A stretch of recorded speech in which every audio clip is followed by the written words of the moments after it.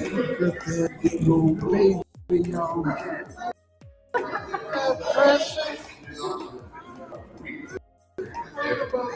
The last time I heard you was in the wrong stuff. Yeah, she was sitting right there. You was in the wrong stuff. Yeah. Really talking. Yeah.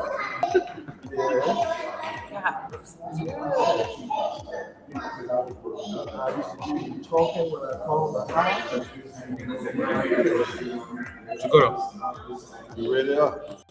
Chikora, I'm gonna do a mic test. Do a mic test for me. Y'all did good. Thank you. Right? Y'all did good. Talk on it. Okay, sit down.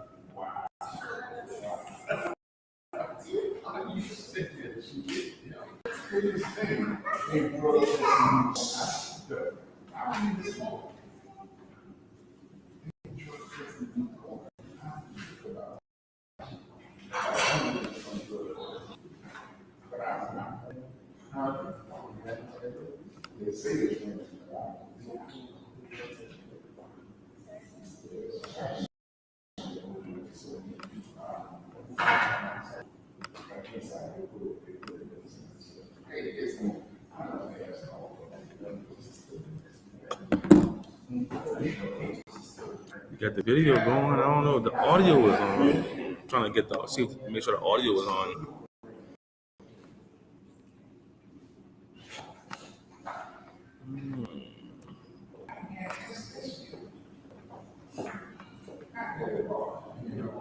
There it is. There we go. Dakota, one more time, please.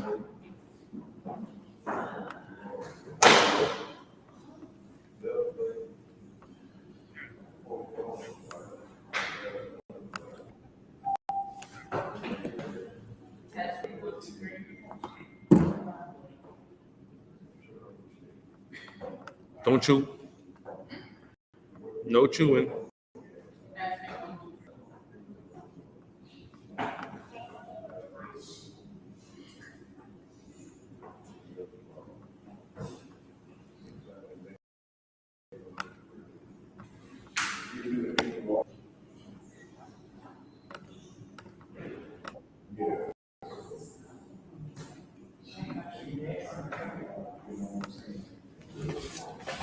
Say something, Dakota. Okay. Sound is not coming from here.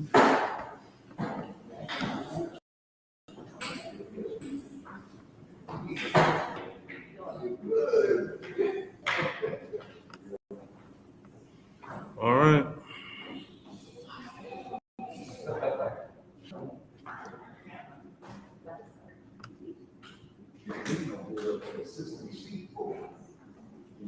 Can you go into Discord? No, you won't even see it.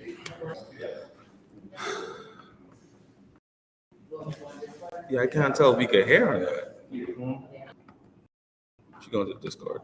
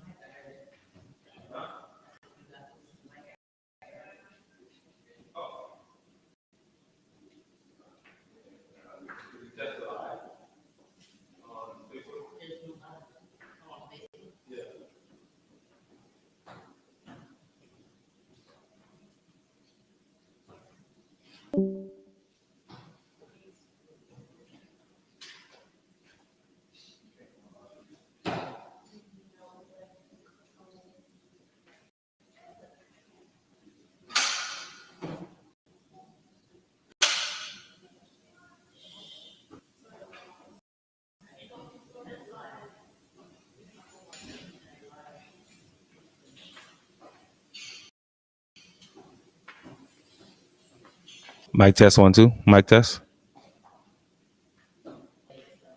Yeah.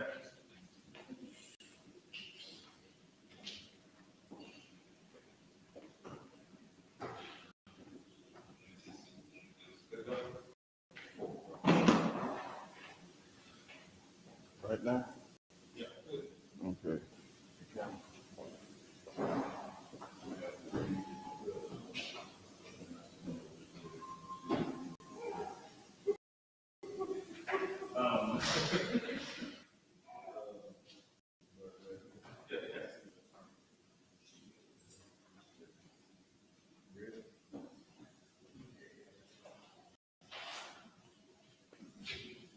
Shalom, shalom, and welcome to the nation of Yahweh and the Passover Feast of Unleavened Bread here in Riviera Beach, Florida. Pardon our delay, but we had technical difficulties. The first thing we'll do is stand up, face the east, say a prayer to our Father. We'll say prayer in Hebrew, which is the Lord's Prayer, and then we'll say our national prayer.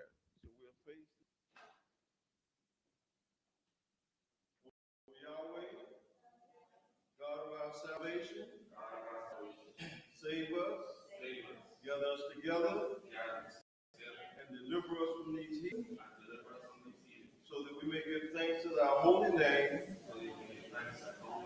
and glory in thy praise. Blessed be the holy name of Yahweh and Israel forever. O Yahweh, let them be confounded and persecute us, but let not us be confounded. Let our enemies be dismayed, but let not us be dismayed. Bring upon our enemies the day of and destroy them with double destruction. O Yahweh, forgive our fathers for your laws, and please forgive us for breaking your law.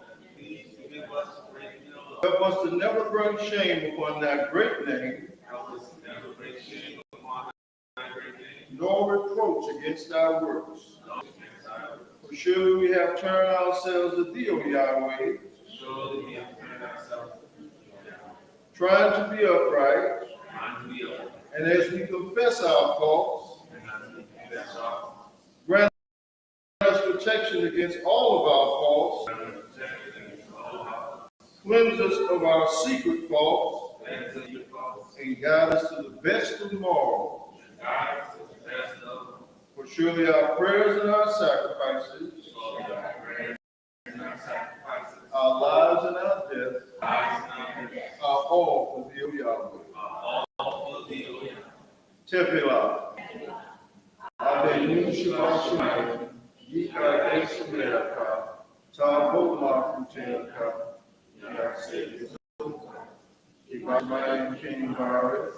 And Lakin King. Tane Lahayon. Uslat Lahayon. All Kate. Moshe Soul King. Governor. Lakote Lahayon. We all Tefi. King Kaseinu. Yikara. Philippa. Montaha. They are Gibera. They are Teferer. Leolame. Olame Sila. We thank you, Yahweh, O living and eternal King, who has so mercifully restored our souls within us. Praise Yahweh. Praise Yahweh. All right, you may be. Again, welcome to the nation of Yahweh and the Feast of Tabernacles. You will definitely need pencil and paper, those in person and the listening audience. We may cover some things you never heard before. That's why it's so important for us to do 2 Timothy 2:15, which says, study to show thyself approved. The word study in Hebrew means lahag. Lahag means intense mental application. Intense mental application. This is about applying what you learn to your mind. When your mind comprehends, then it will become a lifestyle for you. Again, this is the Passover. Now, most people, when you talk about the Passover, they talk about the Passover from the past in Egypt, when we physically left Egypt. But I say to this, we never was delivered from Egypt. We left physically. We didn't leave Egypt mentally. What is the proof? When we got in the wilderness, we began to act like the Egyptians, creating false gods, talking to each other, all kind of sexual activities. These things we learned in Egypt. The word Passover means overcoming.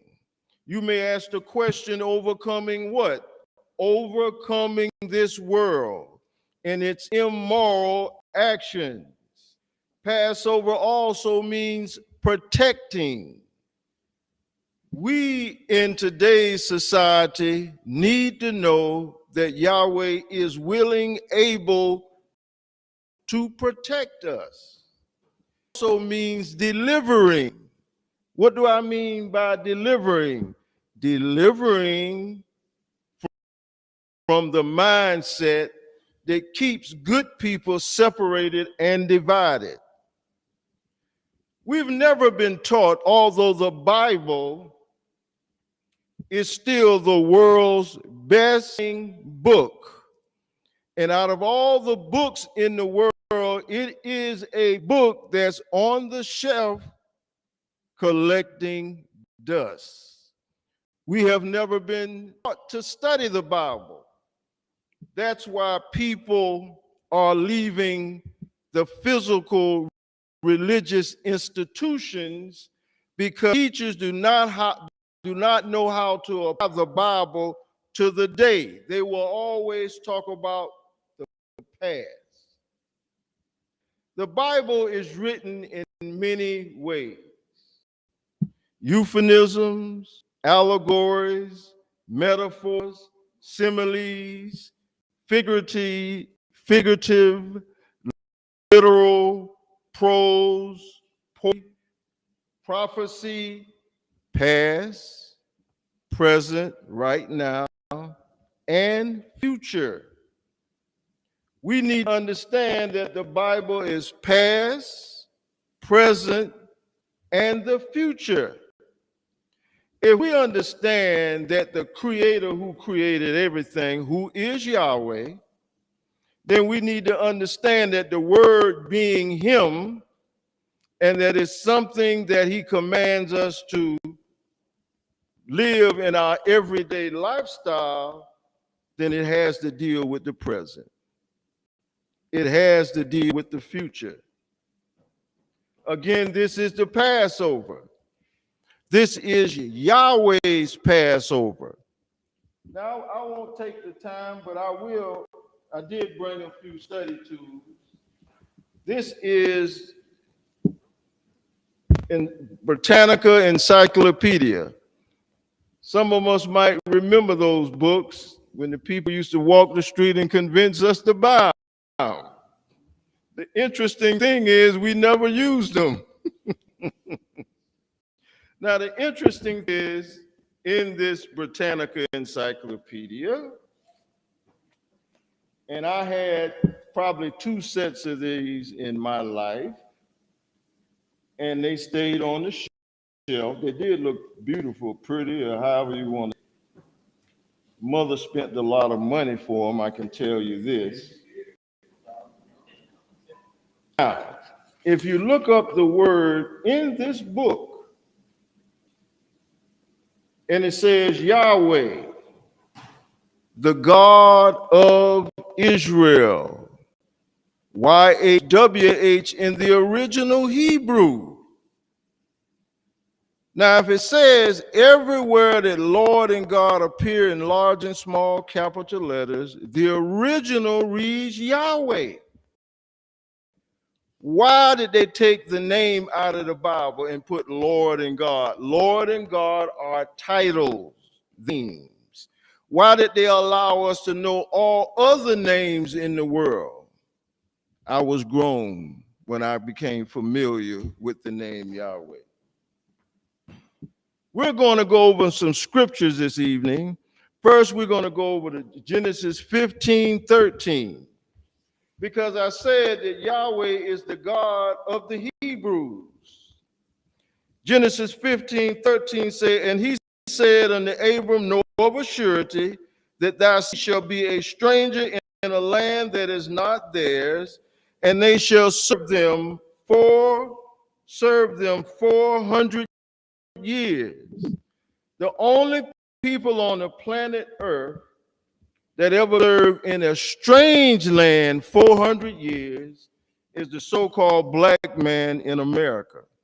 And he said, Abraham's seed. So whatever Abraham's seed is, these descendants would be the same thing. Go over to Genesis 14:13. And he said, and there came one that had escaped and told Abram the Hebrew. So Abraham is a Hebrew, then his seed today would be a Hebrew. Okay, let's go to Deuteronomy 28:68. Deuteronomy chapter 28:68. And it says, and the Lord Yahweh shall bring thee into Egypt again with ships. So we were in slavery in Egypt once before, but it say he's going to do it again with ships. So Egypt is an allegory for today. Get into that later. They bring ye into Egypt again with ships by the way where I spake unto thee. Thou shalt see no more again, and there you shall be sold to your enemies for bondmen and bondwomen. No man shall buy you. The only people on planet Earth that's ever carried away captive by ships for 400 years is the so-called black man of America. It's recorded that we've been here since 1555. You take 1555 for 2025, that gives you an idea how long but it's been over 400 years. Now go to Psalms 19:7. Psalms 19:7. Did I say Psalms 19:7? Psalms 83, 1 through 5. I guess y'all know why I said that. Psalms 83, 1 through 5. Psalm 83, 1 through 5, where it says, keep not thy silence, O God, Yahweh. Hold not thy peace and be not still, O God, Yahweh. For lo, thine enemy make atonement, and they that hate thee have lifted up their head. They have taken what? Crafty counsel against thy people. That's a word you need to look up, crafty counsel. And consulted against the hidden ones. These nations have said, come, let us cut them off being a nation, not a religion. Cut us off being a nation. That means cutting us off means that we didn't exist anymore as a nation. We did not know our history, culture, language, and our God. If you ask a man from Russia what's his nationality, he's going to say Russian. He speaks Russian, has a Russian name, come from a land called Russia. If you ask a man from Germany what's his nationality, he's going to say German, speak German, got a German name, come from Germany. You ask the so-called black man in America what is his nationality, he'll say Baptist, Methodist, some will say Catholic, some will say Negro, This proves they don't know who we are. It's impossible for people to come together when they have no idea, no cohesiveness, nothing to bring them together. So we was cut off from being a nation. Now the word Egypt, because it say he'll bring us into Egypt again. The word Egypt, and it's a code word for America today. The word Egypt means restraint. It means misery. It means tribulation, distress, darkness, ignorance. It's Egypt signifies a flesh consciousness, a material consciousness. That's what the word Egypt means. So it's giving us the conditions that would exist with us in America. Go to Exodus chapter 3, 7, 9. Exodus chapter 3, 7, 9. Exodus chapter 3, 7, 9.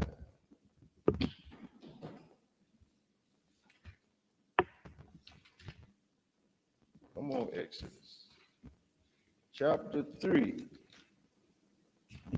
And it says, and the Lord Yahweh said, I have surely seen the affliction of my people, which are in Egypt,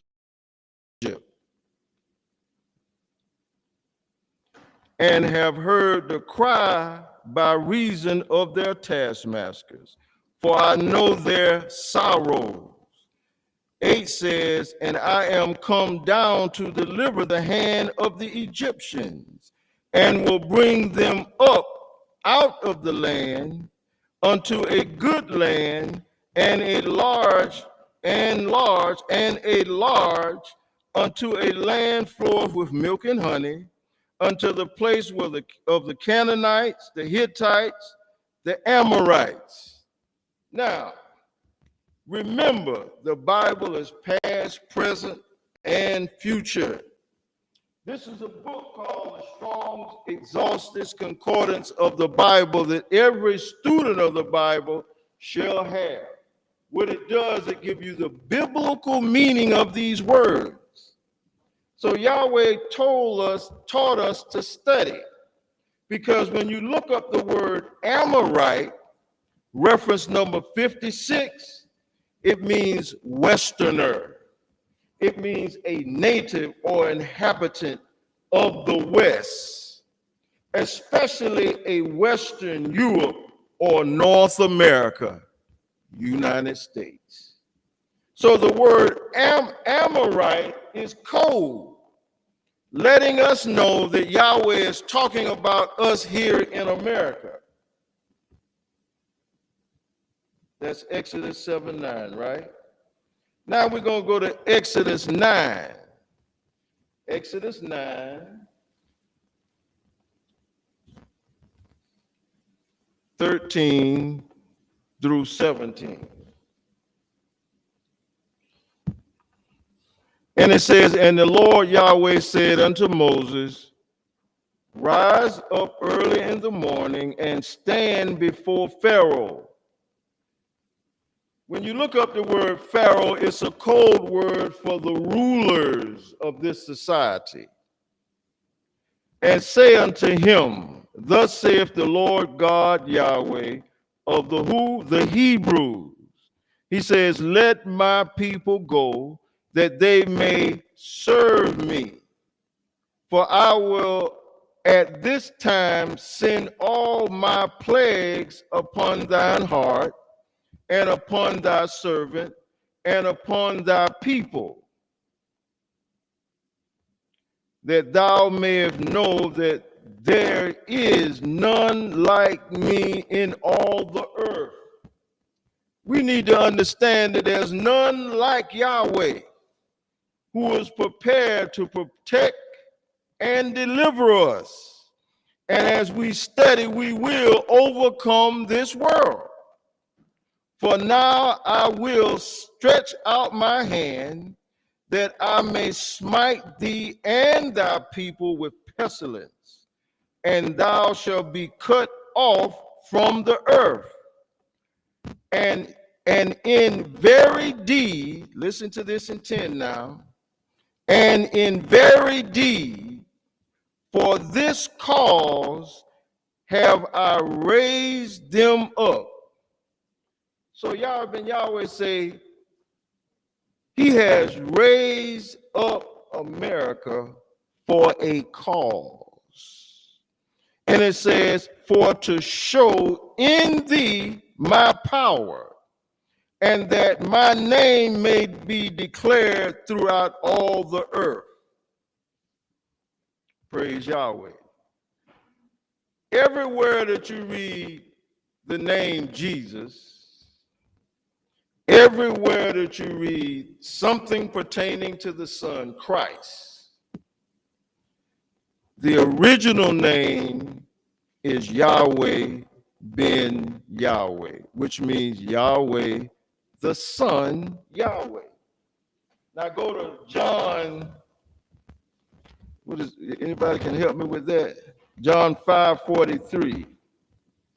John 5:43.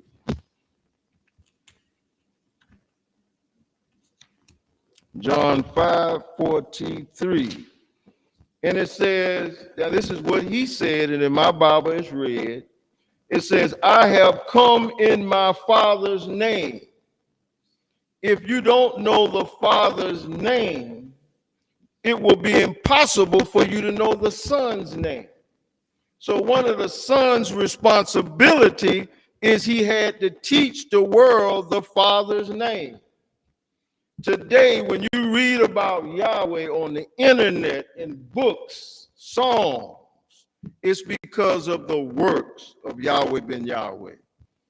I participated in that. We distributed millions of leaflets of literature proclaiming the name Yahweh, starting from 1979. That is Yahweh ben Yahweh's work. And it says, I have come in my Father's name. So Yahweh ben Yahweh means Yahweh, the Son, Yahweh. The letter J is less than 400 years old. That means it's impossible for his name to be Jesus. When you look up the word Jesus, it says Greek. It's a Greek name. How can he be a Hebrew and have a Greek name? Before I go any further, I got to go to Revelations 12:9. Revelations 12:9. And Revelations 12:9 says, it says, and that great dragon was cast out, that old serpent called the devil and Satan, which deceived the whole world. He was cast out into the earth, and his angels. Now the devil, if you look it up in dictionaries, it will tell you people. It's not a spirit. There are people. And it says he had angels, believers and followers. And I heard with a loud voice saying in the heaven, now salvation is, wait just a minute. Revelation 12, I said 12:9, right? Now where it says the devil, okay, Revelation 12:9. That great dragon was cast out, that old serpent called the devil and Satan, which deceived the whole world. We must understand that if we're in the world, we have been deceived. You can't correct yourself unless you know you have been deceived. That's why the word Passover means to overcome the deception of this world. And that comes through studying. So Exodus 9:13-7 says that Egypt was raised up for Yahweh to show his power. There are a lot of significance between America and the Egypt in the past. What we had in the past, you will find it was duplicated here in America today. And in Egypt, the past, there was Moses who delivered the children of Israel. There has to be a deliverer today. Yahweh didn't send a lot of leaders. He sent Moses. And Yahweh commanded Moses to go after the elders. He didn't say go after all the people. The nation of Yahweh is looking for the elders. You need to look up that word elder, because the elders are today are the people. You may use the term elder, Godhead, Judah, multiple names that we're under. So he's looking for the Godhead. Now we're going to Exodus chapter 12. Exodus chapter 12, verse 11. And it says, and thus shall ye eat it with your loins girded, your shoes on your feet, and your staff in your hand, and ye shall eat it in haste. It is the Lord Yahweh's Passover. Verse 19 and 20. 19 says, 7 days shall there be no unleavened bread found in your houses, or whosoever eateth that which is leavened, even that soul shall be cut off from among the congregation of Israel, whether he be a stranger or one homeborn. 20 says, ye shall eat nothing leavened.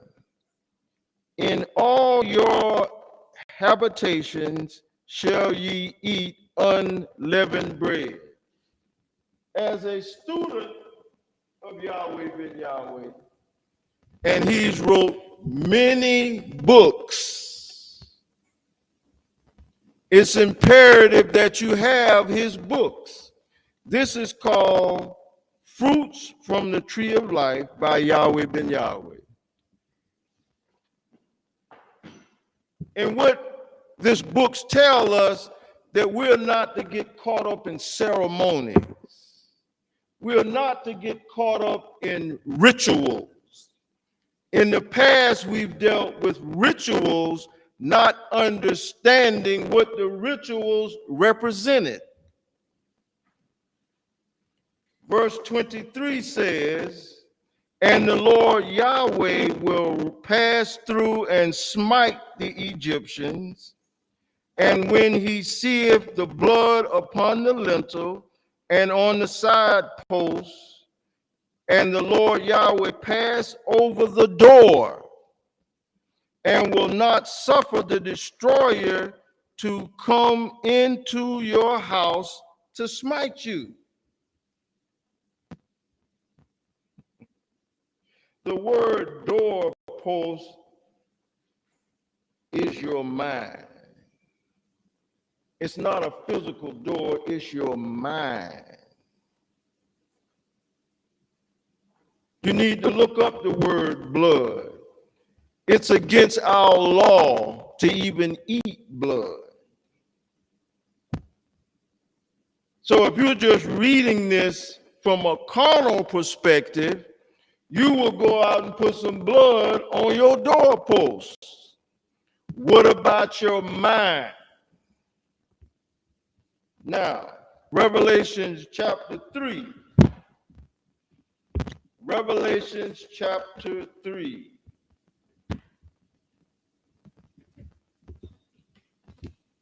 on Revelation.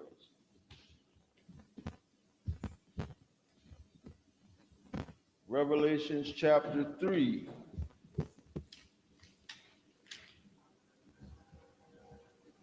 Revelations chapter 3, 20 and 22. 20 and 22. It's Revelations 3, chapter 20.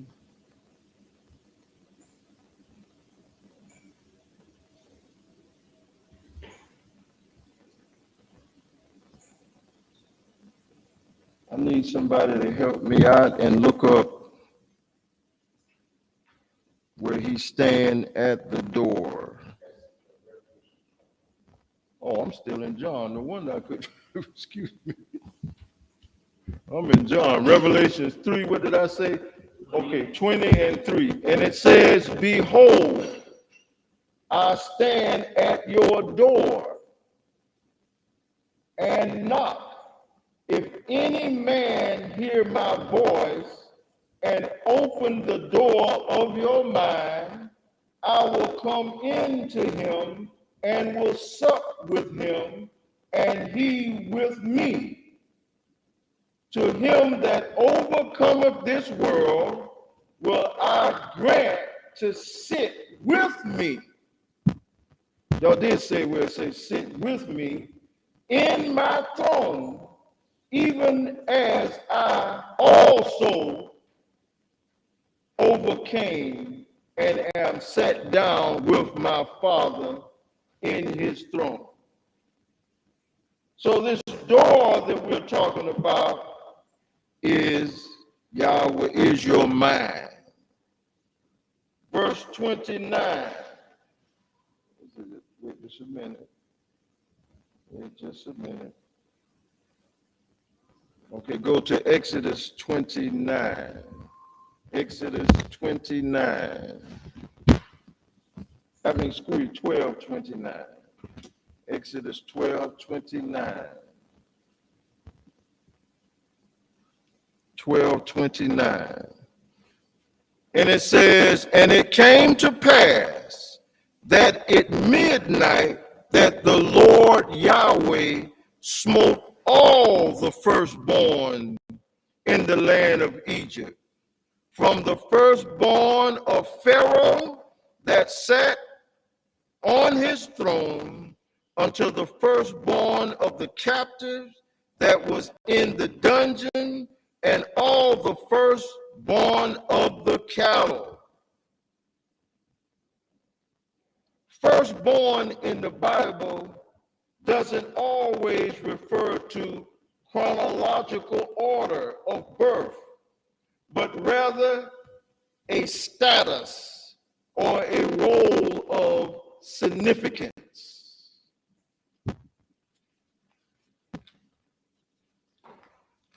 Since we know that Egypt is a representation of America, when we look up the word firstborn, then we have to ask, what are America's vital interests? One of their vital interests is to ensure U.S. allies' survival and cooperation to shape an international system which the U.S. can thrive.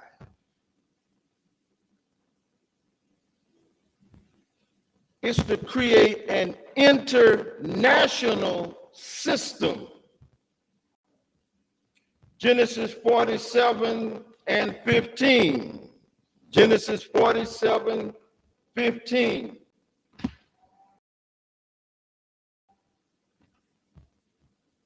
We need to 47, 15. And it says, and when the money faileth in the land of Egypt and in the land of Canaan, all the Egyptians came unto Joseph and said, give us bread, for why should we die in thy presence? For the money faileth.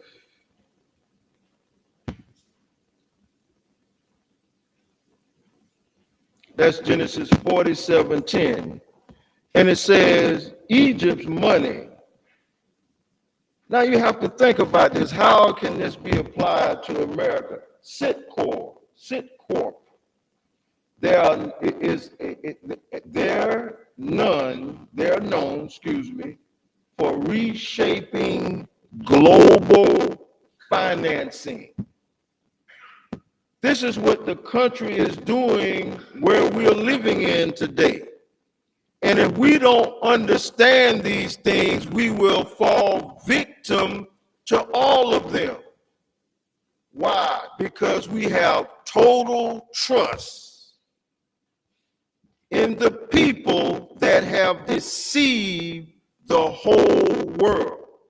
We trust them that it's impossible for their money to fail. But Sitcorp is known for reshaping global financing. There are several corporations that are vital to the U.S. economy, just to name a few. These are today as the firstborn. The United States maintains nearly 800 military bases in over 70 countries. They reside in about 800 military bases around the world, more than 70 plus countries. Why? Because they're interested in creating an international system where they can thrive. See, we think America is just for the people here. But they're in the process of creating an international system and in the process of reshaping global financing. What am I saying to be clear? That America's US dollar will fail. Are we prepared? Why do we believe it won't fail? Why do we believe that America can't fall? All superpowers in the past have failed because of immorality. This world is full of immorality. Are we preparing as Yahweh's children? See, we never knew we were Yahweh's children. We just live in America, and whatever they say, we just go along with it. They change leadership every 4 years, Republicans, Democrats. We've tried all of them. We're still in the same condition. Would you believe that the top Democrats and the top Republicans are the same? They just have Republican and Democrat to keep us thinking that if the Democrats or the Republicans get in office, it's going to be different from us.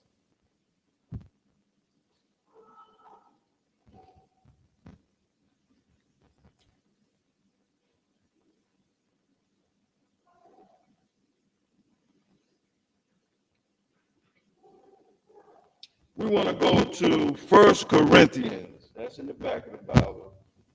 1 Corinthians, because we hear the word unleavened and leavened.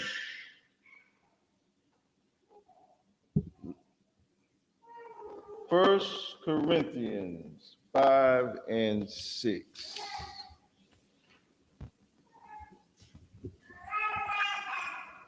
I know, yes, ma'am.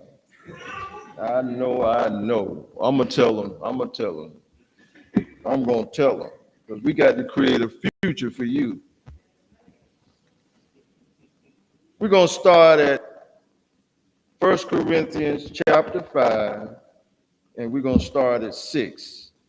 It says, "Purge out therefore that old leaven, that ye may be a new lump, as ye are unleavened." I'm telling them. "For even Yahweh ben Yahweh, our Passover, is sacrificed for us. Therefore, let us keep the feast that we're doing right now, not with leaven." Pardon me? 1 Corinthians, starting at chapter 5, starting at verse 7.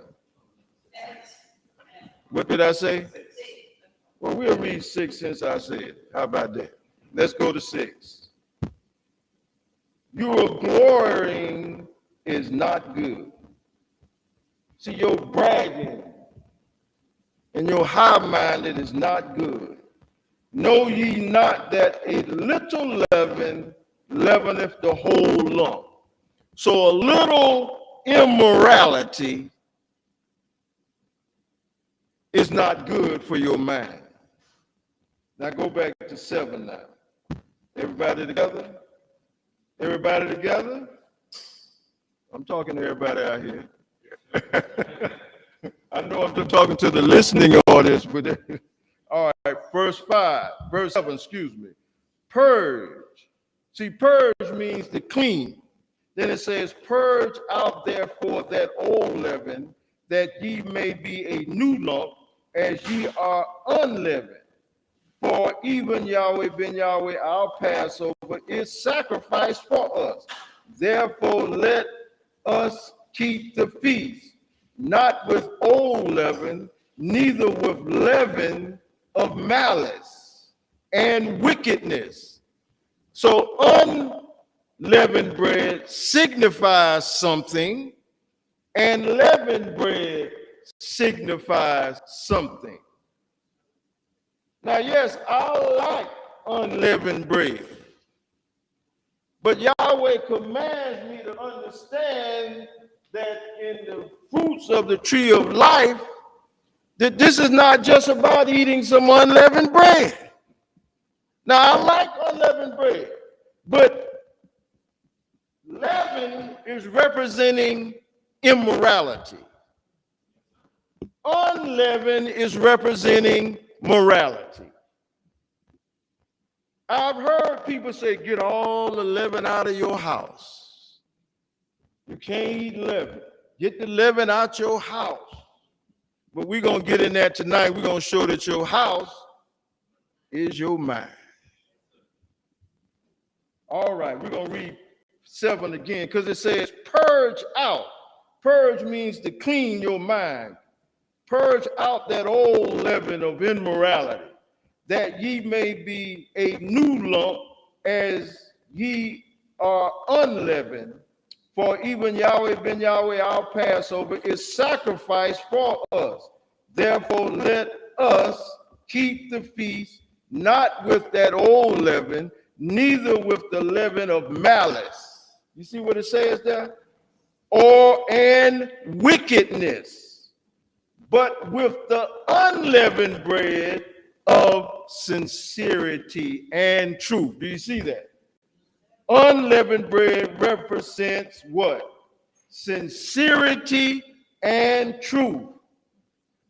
"I wrote unto you in the epistle not to keep company with fornicators." Do you see that?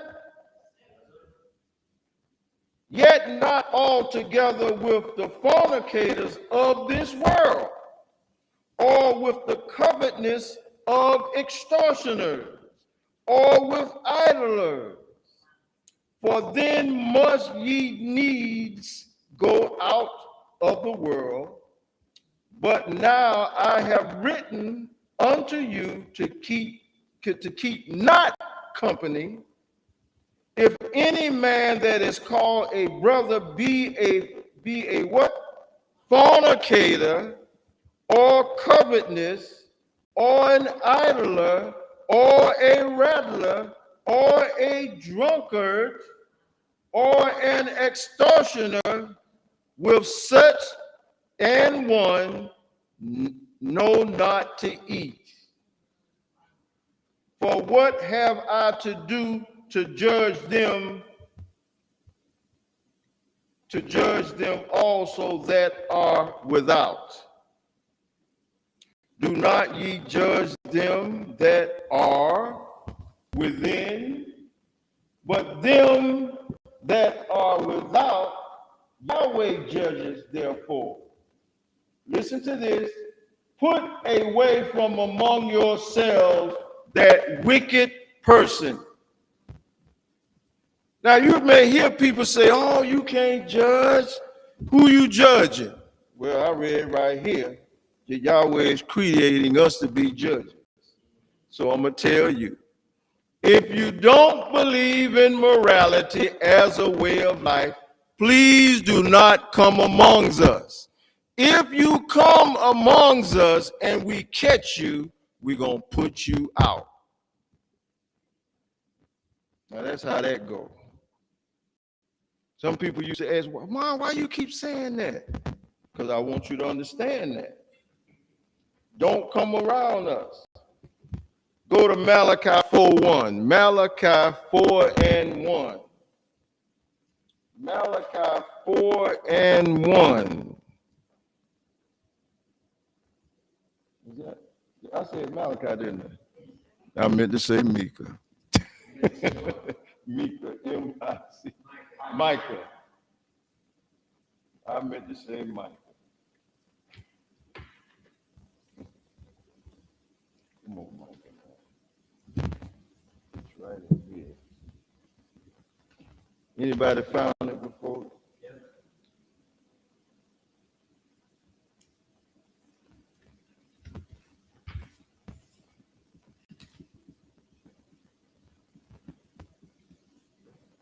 Okay, 4:1. Let us read. But in the last days it shall come to pass. Did you hear what I say? In the last days. These are the days we living in. The mountain of the house of the Lord Yahweh shall be established in the last days. In the top of the mountain, in the top of the government, and it shall be exalted above all the hills, all the other nations. Listen now. And the people shall flow unto it, the nation of Yahweh. And many nations shall come and say, come, let us go unto the mountain, the government of the Lord Yahweh, and the house of the God of Jacob. And he will teach us his ways, and he will walk in thy paths, for the law shall go forth of Zion, and the word of the Lord Yahweh from Jerusalem. Now, because of time, can't go over all of this, but I want y'all to look at the word Jerusalem. Look at the word Jerusalem. Now remember, the Bible is written several ways. And because of Yahweh ben Yahweh learning to study the Bible, what letters do you see in the middle? USA. United States of America. Why? Because we are here. Now, Yahweh's children is scattered all over the world. But the tribe of Judah was brought to America. Judah is the chief tribe, the ruling tribe. Now go to 2 Corinthians. Did we read 2? Did we read verse 2? Yes. Go to 2 Corinthians chapter 6. 2 Corinthians chapter 6. Since I don't have it, I'm going to ask y'all, do y'all have it? 2 Corinthians chapter 6, 16. Do we have it? 2 Corinthians chapter 6, verse 16.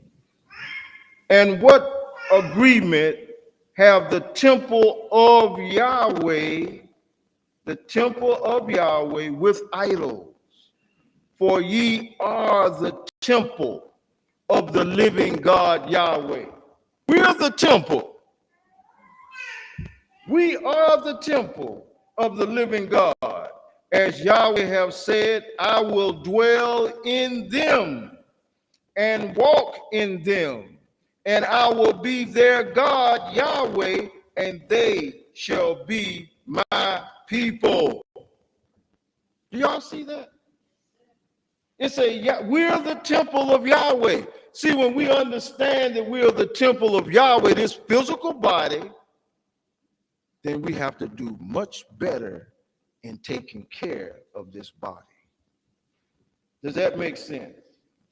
Y'all whispering now. Y'all whispering. I stepped on some toes. I can tell. 1 Corinthians 6:19.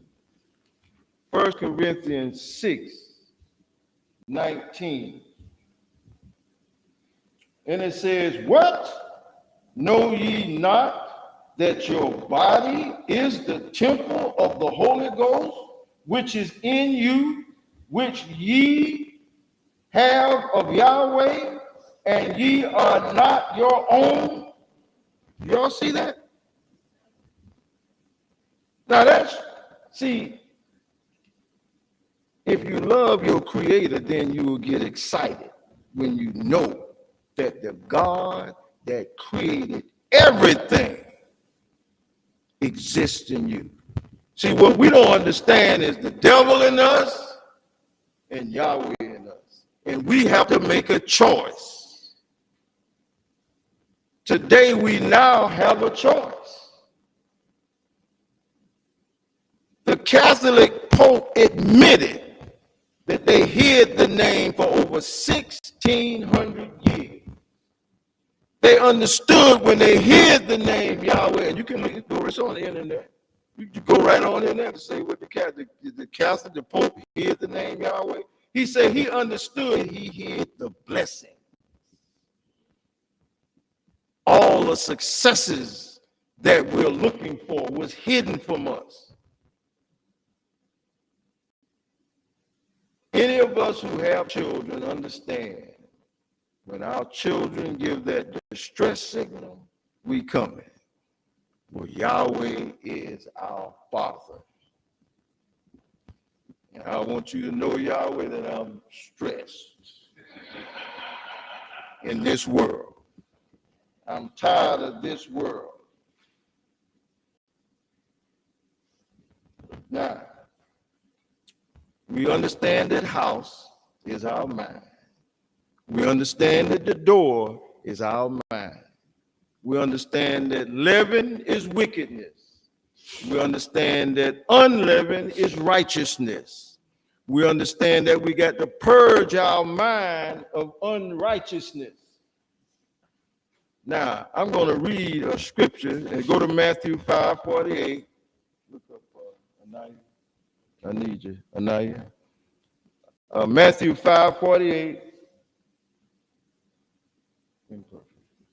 Matthew 5:48. Remember, the devil deceived the whole world. Matthew 5:48, it says, be ye therefore perfect. That's a commandment.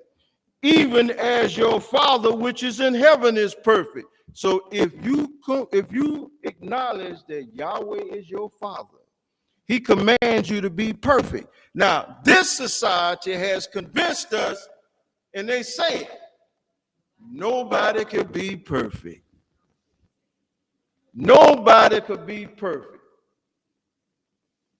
Now I need you to look up the word imperfect. Because when you understand imperfect, this you're telling the world that I'm not ready to rule. You're actually telling the world that I'm not the God that created everything, child. You have the word imperfect? Anybody else? Help us out now. Imperfect.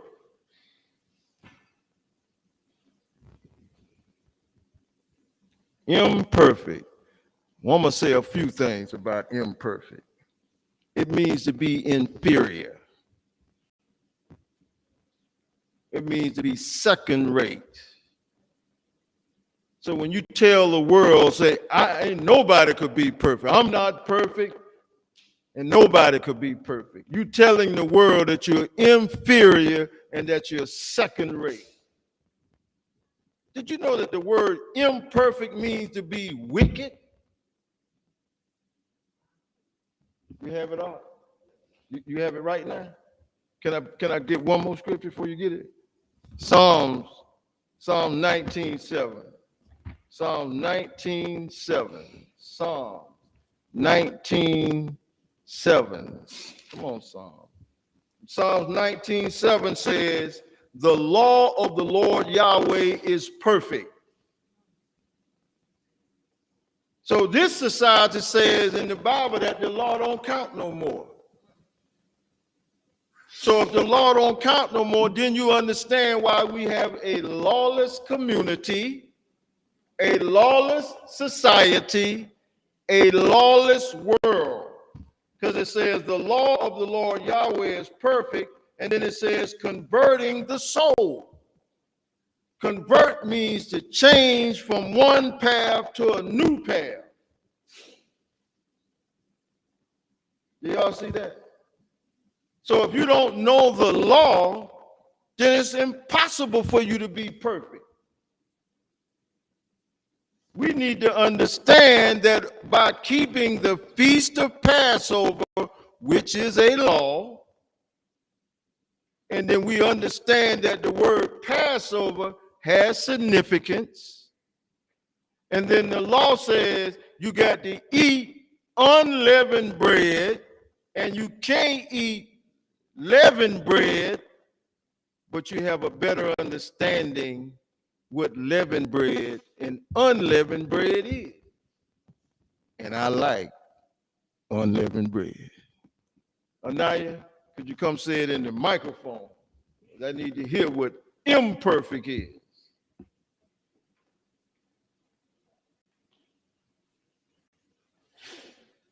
Yeah, we should, Mike, because I know I ain't gonna let you just say them and I say it. I just know I ain't. Imperfect. Imperfect literally means not completed, not whole, flawed. Do you hear that? You're telling the world that you're flawed. See, remember Psalms 83, 1 through 5, where they got together and cut us off from a nation. They cut us off from perfection. If you read Psalms 83, 1, if you read 6, it'll name the nation. What else you got on? Having faults, being morally lacking. Now see, it say being morally lacking. You lack morality. You look at our community. You look at the nation. It's lacking morality. The word imperfect means you're not moral. Come on now, talk to us. Imperfection in Yahweh's law often means falling short of righteousness. Wait a minute, now. You said what that first part you said? Imperfection in Yahweh's law. That means you're not keeping Yahweh's law. You're not keeping his law. That's what imperfection means. Now you have to ask the question of the world that listen. You see how many people in here tonight? So that make this scripture real. Many are called, but few are chosen. We are not looking for everybody. It only takes a few. Yahweh gonna do everything to get Pharaoh in trouble. We got some more now. A consistent, unrepentant perfection, especially one that involves choosing evil, becomes wickedness. Do the people choose evil? Do the people choose wickedness? You have to think about this. This is what imperfect means. But Yahweh say, be perfect. What is perfection? Keeping his law. What else you got? Imperfection becomes a stepping stone to wickedness. Okay.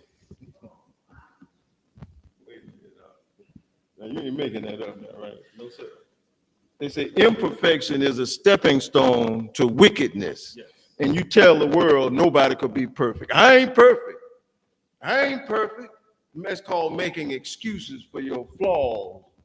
If you know you ain't perfect, why you won't do what perfection is? If you know, if you say I ain't perfect, why don't you be perfect? Say that one more time. A stepping stone to what up? Imperfections become a stepping stone to wickedness when flaws are willful, hidden, or habitual. Now, see, remember, say hidden. You got some flaws that's hidden, right? You heard us say cleanse our prayer, say cleanse us of our secret faults.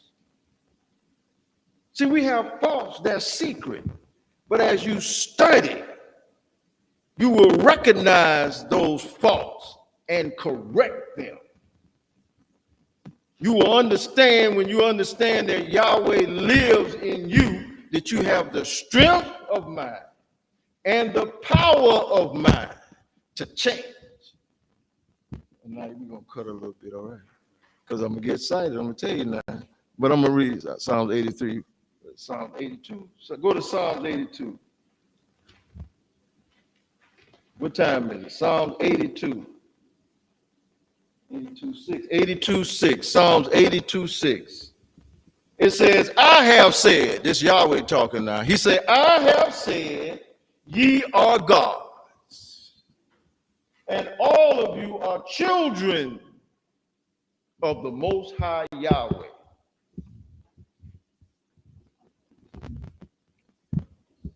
Now, I ain't putting no limits on that. He said, I'm God, I accept that. Everybody got to accept that for you. I accept it. I move like that. I talk like that.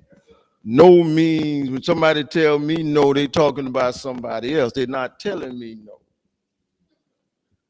No, I'm telling you, wait a minute. See, now y'all think I'm kidding. Now go okay. John 1:12. John 1:12. Go to John 1:12, 1849. Go to John 1:12, 1849. 18, John 18, 1849. Y'all got it? 1849. 1849. All right. Read John 1:12. Read. But as many as receive him, who? Yahweh, to them gave he power to become the sons of God Yahweh, to them that believe on his name. That's why they had to hide his name. But see that word right there, say power. 8 is as a reference number, say 1849. When I go to 1849, it says that it say, Amon, you got the permission. And Amon, you has the authority. You have the right and the power to do anything. Now I accept that. But if you don't have a key study Bible or a Strong's Exhaustive Concordance, and you don't know how to look up the reference words, you won't understand that you got the authority and the liberty and the permission to do anything. That's moral. Y'all have to pardon me. I do read these scriptures on a regular basis, and I still get excited about them. Because I know I don't have to settle for this world. Praise Yahweh. Well, we're going to end our class tonight, and I'm hoping that we have one of our dynamic speakers. Her name is Kagi Bat Yahweh, and she's going to be doing a presentation tomorrow night. She's a student of Yahweh Ben Yahweh, She's worthy to be listened to. And she have prepared a message for us that I'm excited about hearing. Because I understand that the leaven, now understand this feast now, since Yahweh tell us to eat unleavened bread, and we understand that unleavened bread is about morality, we're going to be studying morality this feast. We're going to be correcting our minds this feast. That's what we're going to be doing. And we got 8 days from the night to April the 1st. So I look forward to hearing our wonderful sister and understand this in our listening audience, because you're reading about sons, but that's why you have to study, because sons means family. Sons mean men and women, daughters. So our sisters will rule with us, not behind us. She'll sit right there. Yahweh created a male and a female in his image. So we're going to stand and face the east, say the Tefillah, that's the Lord's Prayer in Hebrew.